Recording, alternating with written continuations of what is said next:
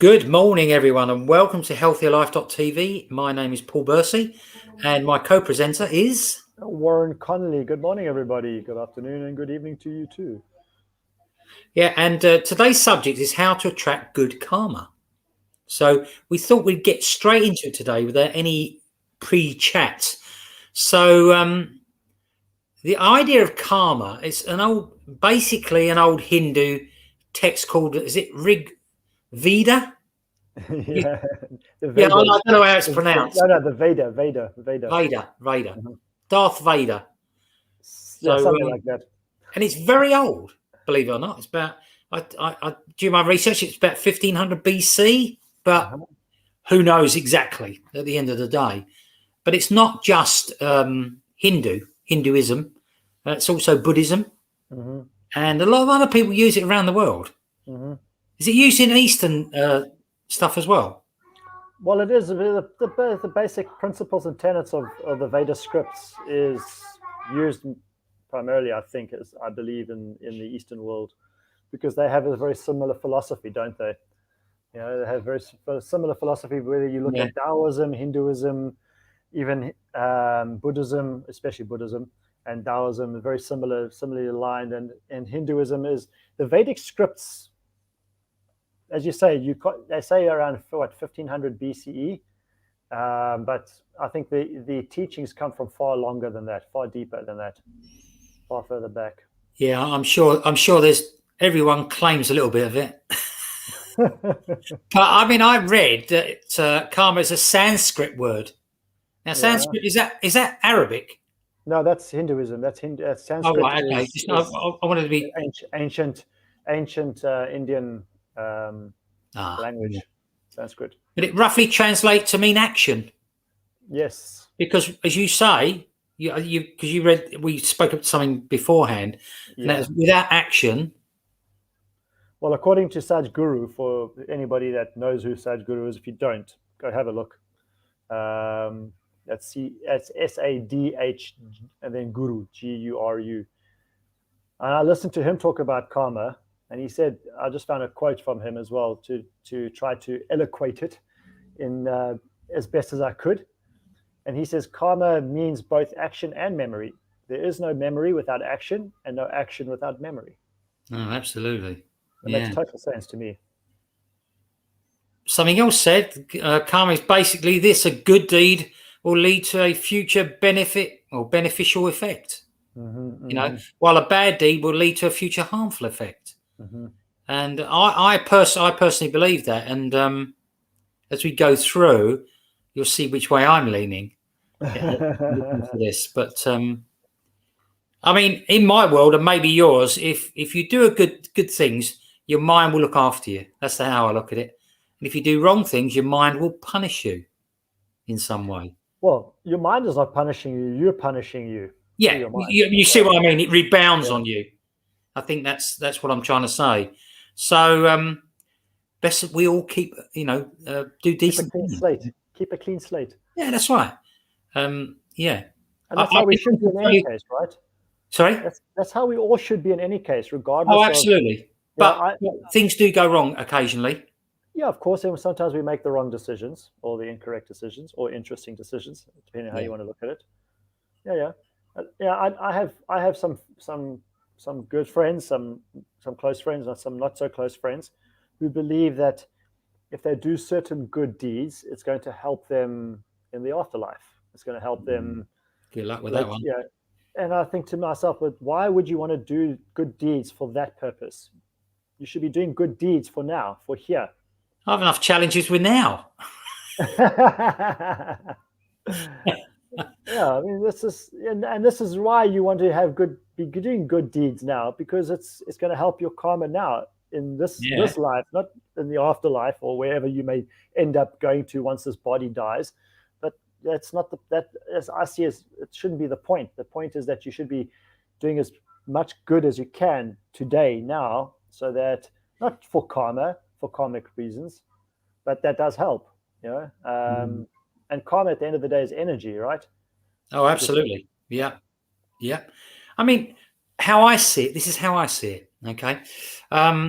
I think it's linked to things like attitude, confidence, mindset, your own self-acceptance, your own self-image, and it's very, very linked. It's linked to personal development in a big way. That's how I see it. Okay. And I didn't read that. That's exactly how I feel. I didn't read that. Thanks. I actually, when I was doing the research, that's how it came across to me. Now that doesn't mean it's all the whole thing, because it's not. But now, do you know the 3 types of karma? No. Well, I did write this down. Okay. It's sanchita, which is your accumulated past actions, and I am reading this, by the way. 2 is prarabdha, which is present action, what you're actually doing now. And agami, it looks like, Agami, which is your future actions and how they're going to affect you. Okay. So the past, present, and future. Yeah, exactly. And that's what I did a little ring around past, present, and future. So there's no way out. We're all, if we do something wrong, it will come back to bite us at some stage. Maybe, not always. Depends on the severity, I would say. Maybe. Who knows? But so, can you give us an example, Warren, of where maybe karma's come back and bit you on the ass, as it were? I didn't think about this, to be honest, about that. Well, think about, you can come back on it if you want. But honestly, I didn't think about that question for myself personally, as like whenever I've done something bad that's come back to bite me in the ass. It's a good question, though. It's a good question, because I can't say I've never done anything bad, because that would be a lie. But I can't recall anything off the top of my head where I have done something bad and it's come to bite me in the ass. So maybe it's coming. Maybe it's still coming. I won't talk about it on this particular podcast, but because I'll get upset. But I've had several things that have come back or have been projected over a long period of time. And there's no doubt whatsoever there is a physical side to this, things that don't happen because of, and there's also the mind stuff as well. So, and I'm talking 4 years. Yeah, I mean, and this is what I see as being so important to us, living living off a clean slate all the time, or living a clean a life with good intentions, because if you give out something, it's going to come back to you in multiple folds, tenfold, whatever. So if you're going to do something bad, it's going to come back to bite you in the ass in more ways than one. Yeah. Typically. So, well, look at it this way, and this is how I see it. Again, I'm sorry, it's not an edict. I'm just saying how I feel. If you have a bowl of water and drop a little bit of ink in it, it discolors the whole water. And I think sometimes we do things that are wrong. We do things that are frowned upon, and so on. And I think that what you're doing, you're colouring the water, and sometimes it can affect your whole life. And I think that's why I would say, now to people at any stage, think about what you're doing. If let's say you were going to go into some Ponzi scheme and con a lot of people, okay, it seemed okay at the time. You weren't too worried about the people, but the damage you can do is tremendous, and I look back at my past life, and I've done things that have caused tremendous damage, without a shadow of a doubt, and it does affect your whole life. And it's taken me a lot of years to actually forgive myself. Okay, and this is a key factor here. Is self-forgiveness, right? Oh yeah. Because you carry that energy with you all the time, and as we touched on, karma is energy. So because it stems from action and memory. So both of those are energy, and if you carry that around with you, if you choose to carry that around with you for any period of time, it's going to eat away at you. Yeah. And as you mentioned just now, there's the mind as well. So, when we were having a conversation before the call, you're saying about if you're not careful, your mind can ruin your life, and it's kind of like that. It's you that's ruining your life, because you're allowing your absolutely. mind. You're allowing your mind to play the role. Totally self-inflicted. Yeah. Totally self-inflicted.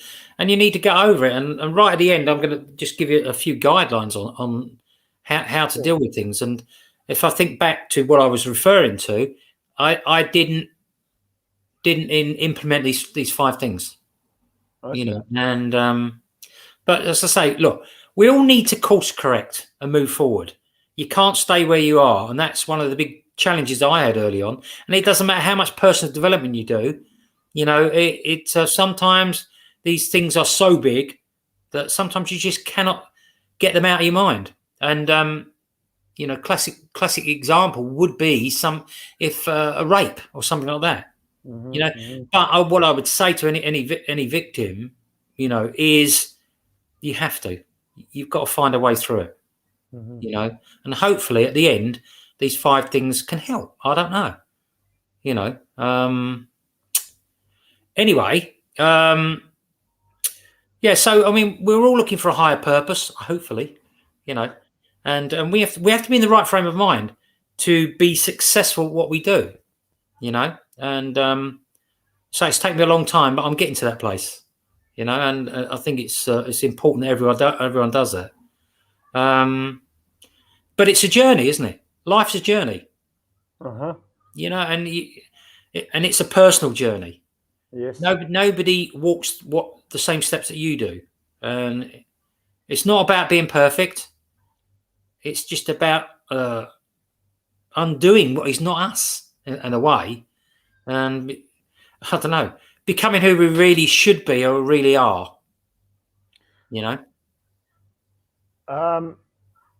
You say undoing us a little bit. It's something.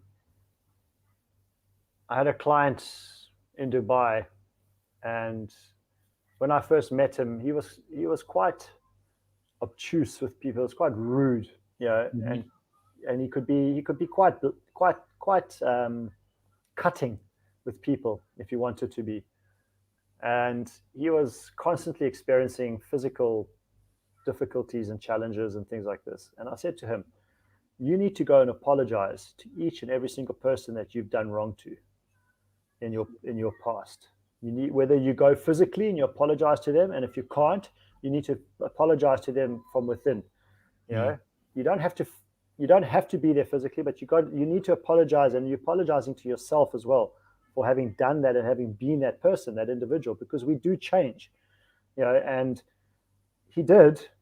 I think he did for the most part. I really believe he did for the most part, because he was a different person after he and I had that conversation. And it's the same with this. This goes with your karma. It's, if you've done some wrong things to people in the past, you've done it. It's nothing you can do about it to undo that. You cannot undo what you've done in the past. You may be able to change what the future holds and how the future looks by taking actions in certain ways, and that's your karma again. So you can choose to take actions to rectify things that you've done in the past, but what you did in the past, you did in the past. It cannot be, that in itself cannot be changed. So it's imperative for your own well-being, both mentally and physically and spiritually, if you will, is to come to peace with that for yourself. And that will then change your karmic journey, your karmic path. By coming to peace, because otherwise it's just going to keep festering like a disease.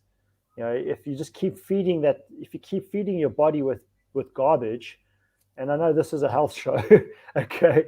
So yes. I want to say this, and this, but karma is your well-being, right? Your karma is also related to your well-being. If you allow it to, it can be bad for you. So, if you keep feeding your body with garbage, eventually that garbage is going to show itself in different ways through your body. eventually. And those different ways are diseases that we all know about today. And the same applies with how we feel about things.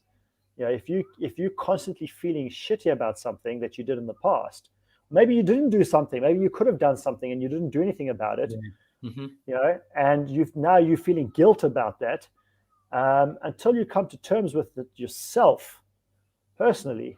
That's going to keep riding through with you, and until one day eventually you break or you do something to cause somebody else harm again, and that's just going to become a repetitive cycle, because now you're going to, who knows what's going to happen when it happens the second time around.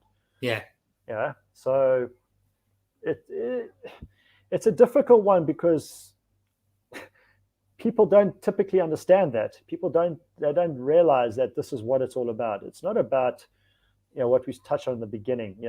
If I do something good today, it's going to happen.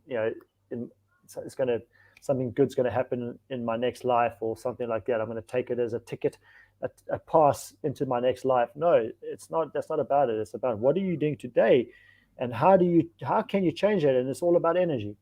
So you got to fix what's going on upside here first. And if you can't, well, there is help. Absolutely.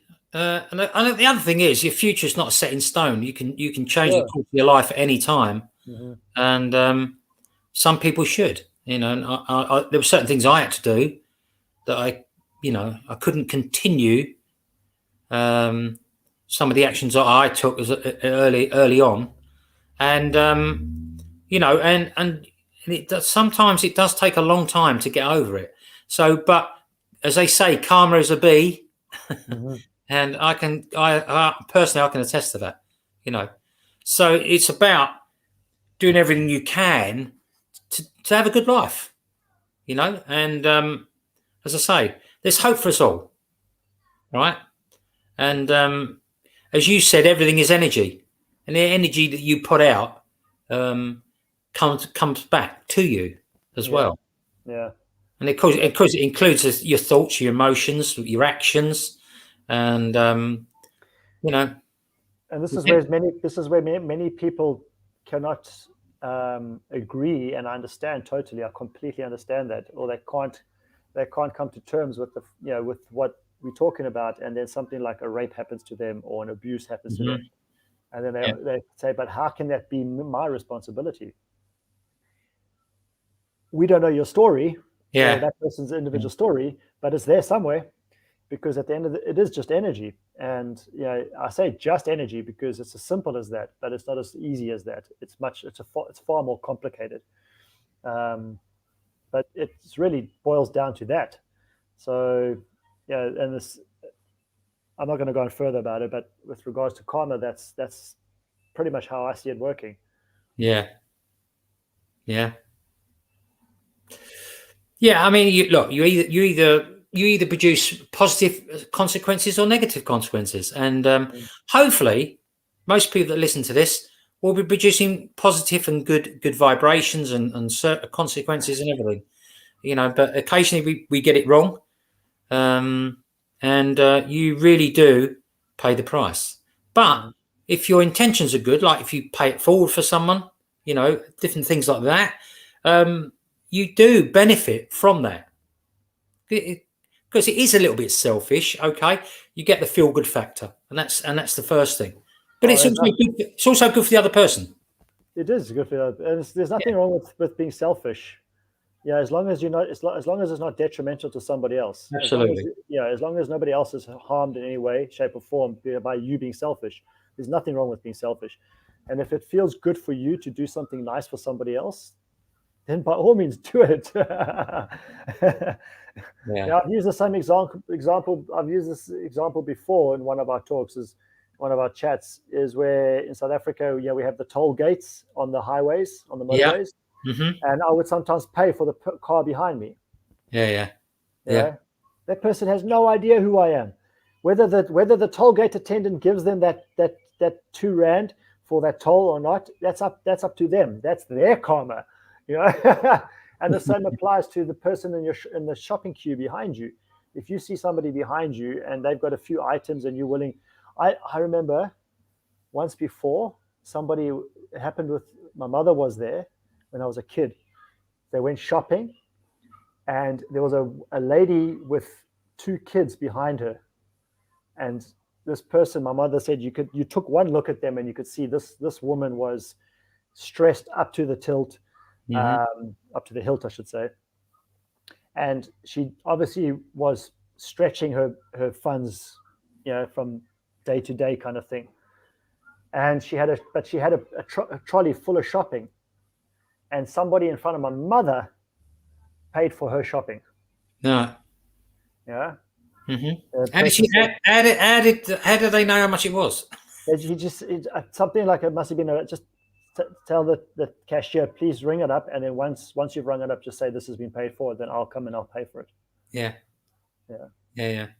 So something like that, I guess. Mm-hmm. But I mean, that's a gesture that when you can see somebody needs some assistance or some help of some kind, you do something like that for them, man. You just imagine the feel-good factor for that person alone, let alone for yourself. Yeah. And what well wishes they're going to be sending to you, even if they don't know who you are. They're going to be sending wishes of wellness and happiness and health and whatever else in abundance to you because of what you've done for them. And then that's just a knock-on effect. And then sooner than later, you've got people doing it on a regular basis. Look how it happened with that movie. What was that movie that came out? Pay It Forward. Remember that movie, Pay It Forward? Yeah. It was Pay It Forward. Mm-hmm. Yeah, the whole idea of Pay It Forward. Yeah. And after that, people around the world were paying it forward all the time. Yeah, that's right. They're still doing it. So yeah. Maybe not as much. Yeah. So anyway, I mean, look, I use karma as a set of powerful guidelines now, and I stick. I didn't realise I stuck to this. It's like you do the research and I went, oh, I do that. And it's also about understanding as well. So one of the guidelines is the law of cause and effect. Okay. If you send bad vibes out, you're going to get bad vibes back. Yeah. So that's one of them. I was looking at I don't know how you pronounce it, but Tejal Patel. He had a great, he's got some great sort of ideas and that. Spelled Tejal, and that was one of the first ones. And obviously the second one was the law of creation. We need to create things. It's how can I say? You could sit back and do nothing, and the world would be a worse place. But if you're out there doing things, good things, because life just doesn't happen to us; it happens for us at the end of the day. So you need the good vibes out there. Well, life happens because of us. Yeah, because of us. Yeah. That's right. And if you think about it, if you think about this, look at the bigger picture. The universe is creation. The universe is constantly creating. It's constantly moving forward. And we're the only species that decides not to move forward because we choose not to. Yeah. We're the only species that does that. There's no other species that I'm aware of that does not keep on evolving or moving forward in their life. They have every animal has their own tasks that they've got to do every day. Yeah. In order to survive. And for us lazy beings, we sometimes just choose not to. And you can do that from day to day or from time to time, fine. But if you're continuously doing that and you're not, that's where the law of creation comes from. It's because it's a universal law. It's not a law that was thumbsucked from some scientist that decided this is the right thing to do. It's a universal law. That's why it's a law. So take that on board. That's right. Yeah, because the other thing is, if you watch these nature programs and you watch things like squirrels or ants, or it could be anything like that, and it's brilliant watching what they do. Mm-hmm. And to be fair, their life seems simple, doesn't it? It does seem simple, and they get it done. But they get things done, though. This is the thing. They're preparing for the winter. Yeah. This is where Jim Rohn got it right. Jim Rohn would always talk about preparing for the seasons. Yeah. And this is how we could be living our lives to create better karma for ourselves, is to prepare for the seasons. Absolutely, they're different. Yeah. You can't wear the same running gear in the winter that you do in the summer. Yeah, I tried that. It hurts. Yeah, it's very painful, and yeah, especially with my Oh, your hands condition. now with the Raynaud's disease. Raynaud's, yeah. Yeah. So, but it's fine now. In the winter, it's horrible, but you deal with it. It's not a big thing. But look, at the end of the day, you need to take action. The law of creation means you take action. You do things, and make sure you do things that benefit both you and other people. True. Yeah. The next one was the law of humility. What would that mean to you?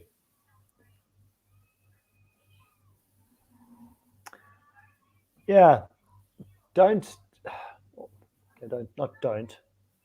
because that's like telling a child not to touch a wall full of wet paint. But that's fun. Not for money. The law of humility is do your best not to be influenced by what other people either say good or bad about you. Yeah. You'll notice a lot of really superstar athletes. They really don't care what the public say about them, whether it's good or bad. Yeah. They're not influenced by whether the public say good or bad things about them. Mm-hmm. They appreciate it and they acknowledge it and they recognize it, but they're not influenced. They don't allow their attitude or their performance to be influenced by it. Who was that? Yeah. So it's I see it's about being humble. Yeah. And treating everyone well. But a lot of all these subjects we could go on for. We could do a call on each one of them. But let's do that. Yeah, we could do. Yeah, break it down, do it, and have a Anyway, the next one was the law of growth. Now, anyone who's been in business or sports or anything else knows that you need to grow on a daily basis. And that's how I see it. And if you're not growing, you're dying. It's the same as law of creation. By growing, by default, you're creating. By the mere fact that you're creating, you're growing. So the way I look at it is they tie hand in hand. And it's about degree of control as well. You can't control others. There's a few things you can control yourself personally, which you should do, such as how you speak to people. Of course. And that's all part of the law of growth. Sorry. No, go on. No, go on. You can. Also, the way I look at it is something that the law of growth in particular, or creation, but the law of growth in specifically is that, as somebody who's done, if you will, for choice of a better term, healing work with people for many years on different levels, initially I used to think that I was here to heal other people, and to help other people, but I'm not. I'm here to heal myself and help myself. Mm-hmm. Okay. But the moment I start to impose my own thoughts or my own labels or my own perspective on somebody else's life in particular, specifically, then I'm influencing that person into creating or growing in a way that is in line with the way I think, not themselves. So that in itself is setting that person up for failure. Yeah. So the law of growth is about what is it specifically for me personally. I can aid and assist somebody if they want that, if they ask for that help, and I can guide them. But the moment I start to impose my own beliefs and labels upon people's path, then I'm creating a duplicate of my own path. I'm not allowing them to create their own. I'm not empowering them to grow on their own. I'm not trusting their own ability to do what is right for them. So, this is unfortunately what happens to many of us parents, right? As parents, we have this default setting where we want to help all the time, and we want to guide our children to doing what we believe is right for them. It doesn't mean because it's right for us that it's right for them. what seems logical to us is completely illogical to our kids. And that doesn't mean just because they are ignorant or they know less than us. It's just because the way that they see their world is very different to us. So it's the same thing. The law of growth, you need to allow, you can't force an apple to grow faster than it does. That's if right. you do, it's not an apple anymore. It's something else. And this is what we get in the shops. This is what we get in the shops these days. We don't get apples and oranges and fruits. We get something that resembles an apple, an orange, and a fruit. Tastes similar to an apple, an orange, and a fruit. But is it an apple and orange? No, because it's grown at an expedited speed. It's forced to grow faster than it should naturally. Yeah. So that's the law of growth, the way I see it. What that reminded me of bamboo. There's a classic. Yeah. I can't remember how long it takes to grow, but it takes ages to grow, and then in the last 9 months, I think it's right. We have a Japanese garden right here. Yeah. And in all the time I've been going to the Japanese garden, okay, I'm just doing my research here quickly. And I asked the owner of the Japanese garden, because he's a client of mine, about how long does it take. But I can't remember. Just bear with me a second. So isn't it years for bamboo? Yeah. I think it's 3 years. I think it takes 3 years for a bamboo to sprout. It's about 3 years to do about an inch or a few inches, and then the last months it goes. Yeah, they literally shoot up like nobody's business with it. From the moment they sprout, a bit like a teenager, really. Yeah. There's like, oh, I'm free, and they just grow. And we have, and I noticed it, and I said to him, I said, wow, that bamboo, I've never seen it like that. I've never witnessed bamboo grow before. And he's got bamboo in his own garden as well. Yeah. And hang on, bamboo takes about 3 years to get established. 3 years. So all that time, a bamboo farmer, and you have people that have bamboo farms. They don't know. For 3 years, they're sitting on their hands waiting for something to happen. Well, hopefully they're doing something else as well. Yeah, hopefully. I mean, but in terms of that, and they will still only grow for 60 days. Once established, the new shoots that emerge in the spring will only grow for 60 days. It will continue to get bigger and more numerous from year to year as the colony grows towards maturity. So they only grow from, I guess, for 60 days at a time. Yeah. But these bamboo have grown. I mean, they're taller than a house. Yeah. Okay. That's how far they've grown. It's quite incredible. Okay. Well, the next one is the law of responsibility, and I think that that we are a product of the choices we make, and basically we have to own our stuff. We have to own what happens to us, and and really, a lot of times we're the cause of our own problems. Not always, but and we have to own it. We do. You have to own it. We have to put our hands up. If you do something wrong, you have to be responsible and say, "Down to me." And so, even if, as you say, we're not always the cause of our own troubles. No, not always. Sometimes that's from an external influence. Yeah. However, we have attracted that. So we are inadvertently the cause of that problem. We've attracted it into our lives somehow. Well, we were there. And yeah. Otherwise, we wouldn't have been there. Absolutely.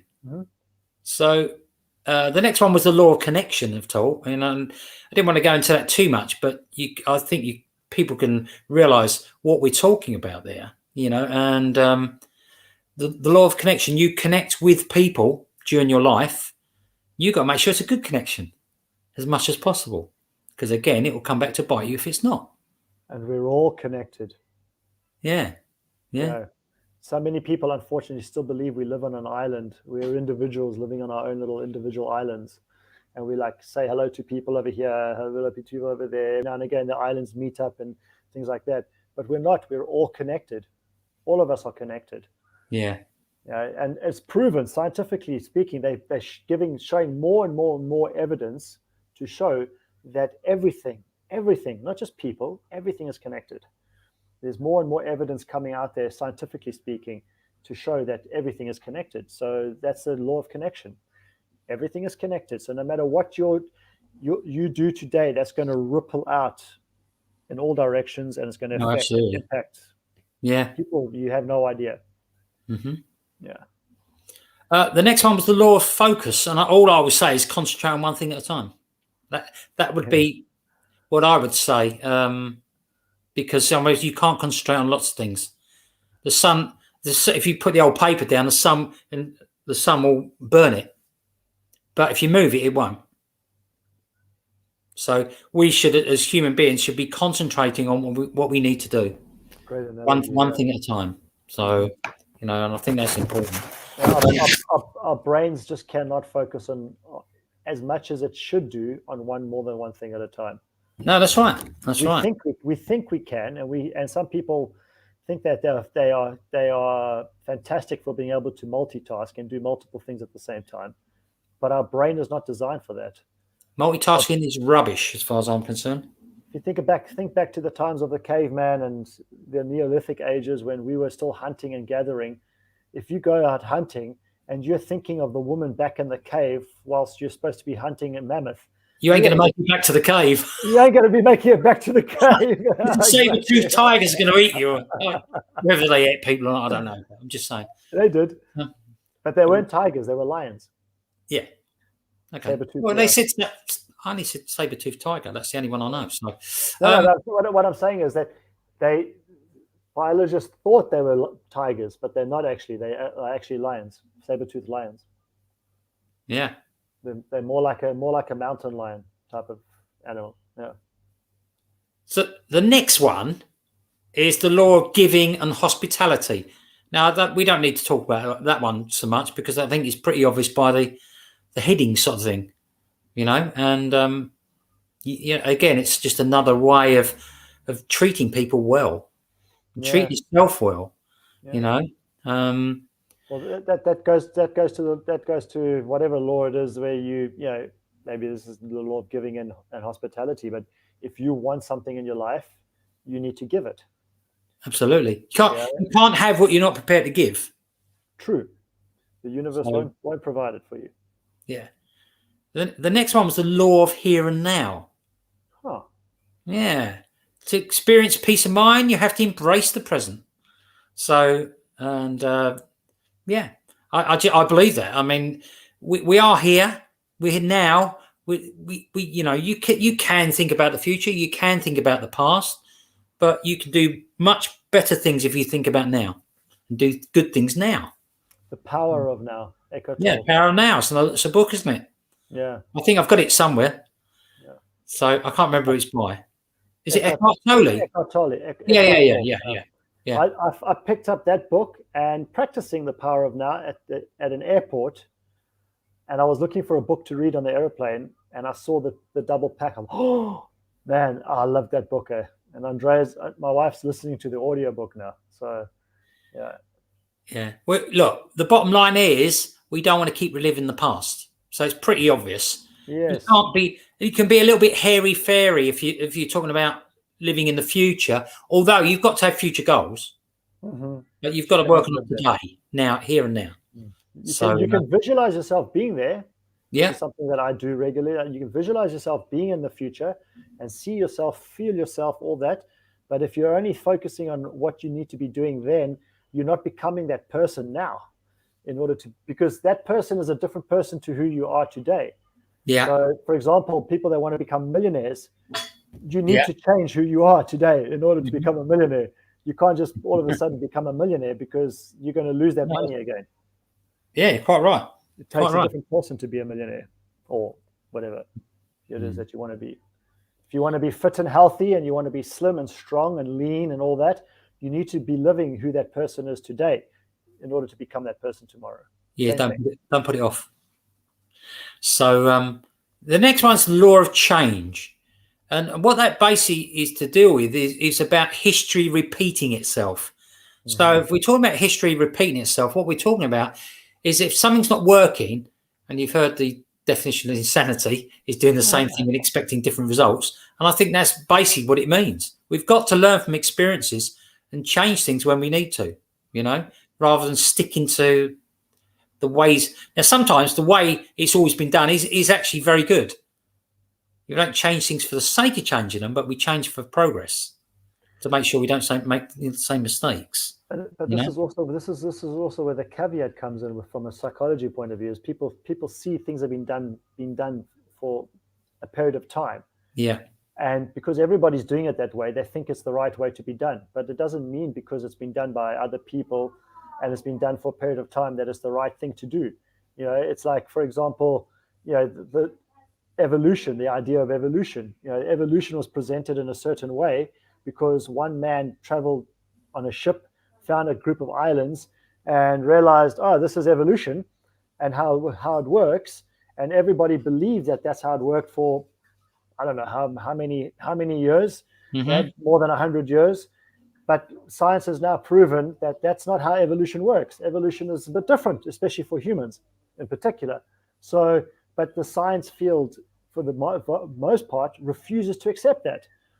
They refuse to accept that the evidence shows otherwise. So it doesn't always mean that because this is how people think, it is the right way. But that's the key, is that we need to be challenging ourselves all the time. Yeah. Science needs to be challenging, yeah, definitely. What is the truth? What is the truth? And be keen and yearn for finding the truth. Because this is where the law of growth, the law of everything will start to tie in for you as well. Yeah, definitely. So the next one was the law of patience and reward. So I think that's a pretty really great one for our type of, because we're in health and wellness and business. So I think that's really, really important. You have to keep working at things. You're not going to get overnight success. There's not going to be some magic bullet. You're going to have to show a bit of consistency. It's it doesn't take a lot of working out. So what do you reckon on that one? Yeah, you're right in that for the most part we need to labor, or not labor, but we need to be consistent. We need to work over a period of time in order to realize success. But this is also where luck comes into it, plays a part, is people think that others that do meet success. We've experienced this in our own business before, where people come on board and within a month they're banging it and things are really working out for them. And we think, some people may think, wow, that person's lucky. But it's not about luck. It's about labor under correct knowledge. And sometimes that happens overnight. Sometimes it takes a period of time. But that's each of us again as our own individual journey, right? Yeah, absolutely. Yeah. And so the last one is the law of significance and inspiration. Now, significance can mean different things to different people. Significance to one person may be that they've got a gun and they rob someone. I mean, they're looking for significance. Yeah. You're going to pay attention to me because I've got this gun, and you are. With the inspiration bit, you can be inspired by someone else. You can be inspired by something that happens to you. And you can do whatever's necessary. If you want to be a successful athlete, you can be inspired by, let's say, Usain Bolt, and you've got similar skills to what he had, and then you can work on emulating him or something similar. It doesn't have to be that high, of course. It can be at a much lower level, but tremendous for you as a person. Significant for you. Significant for you. So everyone watching this, it's the same for all of us. For Warren, for myself, for everyone else. We find what's significant for us as an individual. And hopefully it's good rather than bad. But that, it works both ways. Yeah. It works both ways. So I just wanted to get those out of the way. Those were good. Yeah, and I think it's important that that we know what karma can do, and it's not just about good and bad karma. There's a lot to it. It reminds me of the song. Quite important. So what do you think about karma? What's your own feelings, Warren? I think for me, it's for as long as I can remember now, it's something that is, without looking at it as karma. Maybe in the beginning I did. I looked at it. I want to have a good karmic path and sort my karma out for the future. But I think, as I said, as long as I can remember, it's something that has been a kind of like a cornerstone of the actions that I take, the things that I do on a daily basis. Yeah. I know that if I'm going to be rude to somebody or, cause any emotional or physical harm to somebody else, I'm going to feel bad. Number one, I will do. That's my character. I will feel bad if I'm like that to somebody. Yeah. So it's not good for me, but it's also not good for them either. And because of that, I'm impacting somebody else's life negatively, which means that it's going to hit me tenfold, if that, at least. And it's just something that's been in the back of my mind for as long as I can remember. And it's helped keep me guided on the right path, I believe, for most of my life. Having that belief, that cornerstone belief that, if I treat other people the way I'd like to be treated, or I look after things the way I would like to be looked after, then good things, people will treat me well and people will look after me. Yeah, absolutely. Yeah, I agree with that totally. And as you get, I mean, some people do it quite early on. Some people learn as they go along, like most of us, and some people learn late in life. And it's a mixture of everything. And I've got 5 steps that will help you with your karma. Ooh.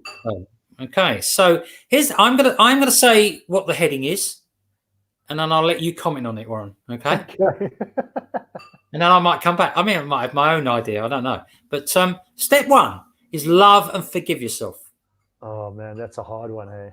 Whew, that's a hard one for so many people. But it's, I've been so blessed in my journey so far to learn to love and accept and forgive myself for who I am and the things I may have done in the past. And once I understood that, and once I came to terms with that, and I did forgive, and I've learned to love myself first and foremost, things have changed. My life has changed. Yeah. Definitely. Well, I'm the same. This is probably the one thing that's taken me the longest, and I didn't even realise it. Step 2 is love and forgive others. Now I find that quite easy. I don't have a problem with that. Okay. What about yourself? You okay with that? Yeah, and I mean, I did have a problem with that in the beginning because it's a historical thing for me. It's stuff that was very personal for me in the past, all my life really, ever since the age of 5. But when I learned to forgive other people, it became easier for me to learn how to forgive myself. Yeah, It took me longer. Took me longer. I was quite easy. I was quite good with that one. Okay. And there's people have done some things to me. You hate some of the actions. I don't like using the word hate, but you hate some of the actions. But really, I actually quickly. I'm pretty good at forgiving. Actually, I mean, I'm one of the few things that impresses me. About me, and I know it's quite a lot actually, but. So let's move on to step 3. Practice kindness and compassion. Every day. Yeah. Again, it's another thing that I've done quite well on. I mean, it did help being a police officer and having to deal with people all the time. And besides what people think, 99% of what you do is actually good. And you deal with people all the time. A lot of victims of crime, different things like that. And you do practice kindness, and you do, deal with compassion. Yeah, you have empathy, not so much sympathy, but empathy, and I don't want to go too much down because it would affect you tremendously if you're sympathetic to everyone. Well, sympathy is also, I see that as a bit of an insult because that's what I'm saying. Empathy is guiding people down the right route, as far as I'm concerned. And softening the blow as much as you can. Step 4: reflect to get good karma. Okay. Get it and reflect and get it flowing in your life. And again, that's just about how you treat people and treat yourself. Yeah, treat yourself. Yeah. So it's just, and that is it, literally it. There's nothing more to say. And the step 5 is practice. Practice all the good stuff. Be consistent. It's not going to happen overnight. It's going to take time. And but I think that's those 5 steps. I think are very easy to read and read out, but maybe not so easy to implement. To practice, yeah. Yeah. So the last 4 are easy for me to do. The first one wasn't. Okay. So anyway. Look, you say it's going to take a long time, perhaps, but I think you have the potential to feel better about yourself instantaneously. Yeah. Mm-hmm. In the moment, instantaneously, and that can happen literally overnight. You feel better about yourself, so it's worth it at the end of the day. Mm-hmm. Yeah, the results may take a while to show themselves, but you feeling better is so much worth it. It's so worth it. So yeah. Good karma is immediate. Bad karma may come later. Well, it may come immediate as well, but I doubt it. It's gonna affect you later, and it could last for years. So think about what you do, everyone, including me, Warren. Let's let us think about what we're doing and make sure it's good as far as possible. We're not going to be perfect. We're not going to get it 100% right. No, true. But say, be humble enough to say, I'm sorry. Yes. As well. So I think we've done this to death a little bit here. So in the nicest possible way. And we should maybe come back and look at the individual things as well at some stage, and that should be good. We can chat about that. Anyway, I hope people have found this. Sorry? I think that would be worth it. Yeah. I think it's been useful. It's been useful for me. I'll be honest. And about karma. We all know about it, but sometimes you don't think. Oh, I know I haven't done. I thought very, very deeply about it. It is what it is, And but anyway, look. I hope people found it useful. Maybe a bit of knowledge for people, but might help them along the way. If you found this useful, please share it with someone else. Please like it if you like it. Love it if you think you love it. And as I say, we're here to answer any questions, and have a fantastic rest of the week. Please do have a fantastic rest of the week. Absolutely. Enjoy every moment of it, and remember to live in the now. Don't be wishing for the weekend. That's right. And love yourself. Okay, we'll speak to you soon. See you later. Bye-bye, everyone. Bye.